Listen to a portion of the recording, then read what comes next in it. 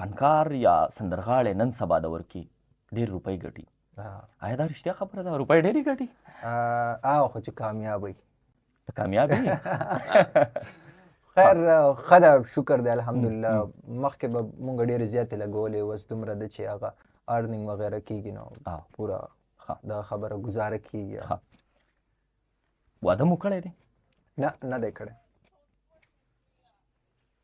د فنکار باونډریز نه وي خو که تاسو چېرته د پی ټي آی یا د نیشنل ګوند یا د بل داسې کوم ګوند دپاره څه ووایئ یا د هغې پکې صفت شوی وي نو د بل ګوند والا تاسو ته بد رد وایي څه نظر لرئ؟ دا بالکل وایي. ما په خپله ویلي هم دي تحریک انصاف سندرې مې ویل دي الیکشن ټایم کې ویلي.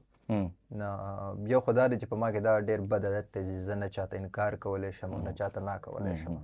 اوس پته نه چې بد عادت دی که ښه عادت دی.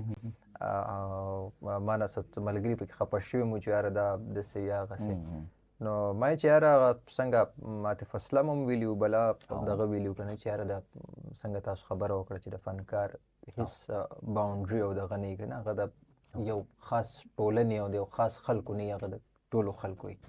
نو زه وایم چې یاره دا او د هر انسان خپل نظریې دي خپل ګوند دي دغه دي سیاسي کېدل ښایي خو دا په فنکار او دغه باندې دا بندیز نه دی پکار. کله چې بد رد څوک وایي مور خور وکنځل شي پښتنه ټولنه دغه خلک یې کوي حوصله مو ماتېږي؟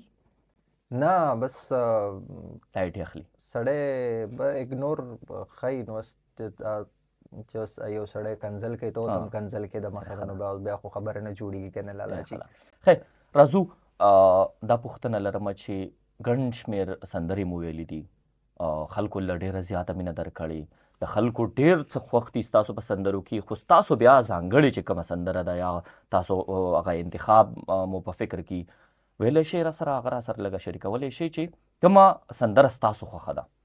زما خو عبدالرحیم روغاني صاحب یو کلام او زمزمه بیا راته هم کوي او دا درته زمزمه کوم هم دا دانش صاحب په یو د جشن روغاني کې ویلو نو هغه دانش صاحب هغه ویډیوز به ډېر زیات په وایرل ټرینډینګ کې چلیدو په هغه ورځو کې هغه کلام بیا به دانش صاحب پسې تړلی شو چې په سپین جبین خالونه ږدې ګوتې دې نه رپېږي زما په زړه د هغو نږدې ګوتې دې نه رپېږي. دا دانش صاحب په کوم پروګرام کې ویلی و؟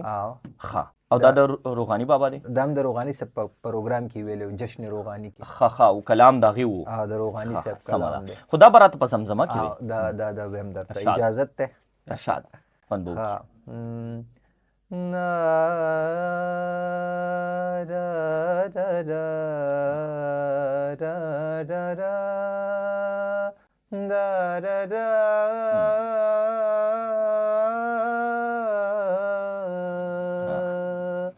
پس پنجبن خالو نږدې ګوتې دې نه رپېږي زما په زړه د هغو نږدې ګوتې دې نه رپېږي او زرګر تا کې جوړې مینا په ټوپونو نه ده د چا په هار لالو نږدې ګوتې دې نه رپېږي.